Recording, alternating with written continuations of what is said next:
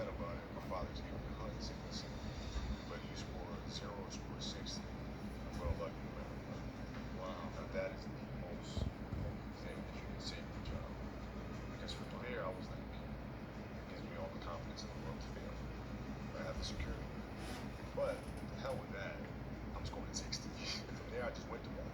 I stayed with it. I kept practicing, kept practicing, kept practicing. I think that's when the idea of understanding the long-term view became important. Because I wasn't going to catch these kids. I wasn't going to catch them in a year. Right? So that's when I sat down and said, okay, this is going to take some thought. Right? What do I want to work on first? All right, shoot. All right, let's knock this out. Let's focus on this half a year, 6 months. Nothing to shoot.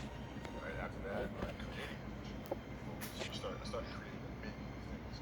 When I came back the next summer, I was a little bit better. I scored. You know, it wasn't much, but I scored. You know, 12, 13.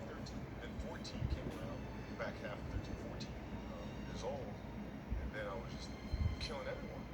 And it happened in 2 years. And I wasn't expecting it to happen, but it did, because what I had to do was work on the basics and the fundamentals. But they relied on their athleticism and their natural ability. And because I stick to the fundamentals, it just caught up to me. And then my body and my knees stopped hurting. I grew into my frame. Then it was game. Wow. Were you always competitive from the day you were born? You were super competitive. Competitive with things that I participate in. So I'll put it to you this way. So like, you know, basketball for me was the most important thing.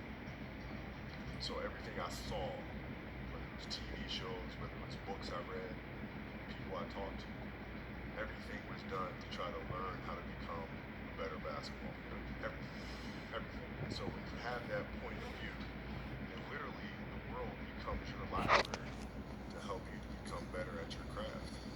So at 13 years old, I had a kill list. And so, you know, they used to do these rankings, Street Smith basketball rankings. And I was nowhere to be found because I was like 6'4", scrawny, like 160 pounds soaking wet. So I was like 57 on the list. And so I would look at 56, 55, all the way up to number 1. These players are with club teams they played for. So we go on a travel circuit.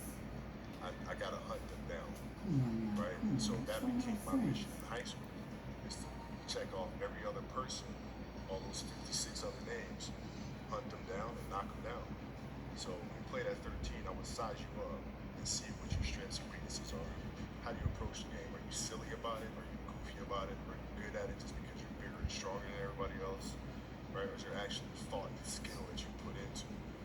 Right? And when I'd play to my weaknesses. I always work on the things during those games that I was weak at. Left hand, pull-up jump shot, post game. So I have a strategy. What was really your work ethic like, and for how long did you stay disciplined? Well, I mean, every day, since 20 years, it was an everyday process and trying to figure out strengths and weaknesses. For example, jumping ability. Now, my vertical was a 40, wasn't a 46 with me, 45. My hands are big, but they're not massive. Right? So you got to figure out ways to strengthen them so your hands are strong enough to be able to palm a ball and do the things that you need to do. Quickness, I was quick, but not insanely quick. I was fast, but not ridiculously fast. Right? So I had to rely on skill a lot more. I had to rely on angles a lot more. I had to study the game a lot more. And but I enjoyed it though. So like from the time I can remember when I started watching the game, I studied the game, and it just never changed. What does losing feel like to you? Your childhood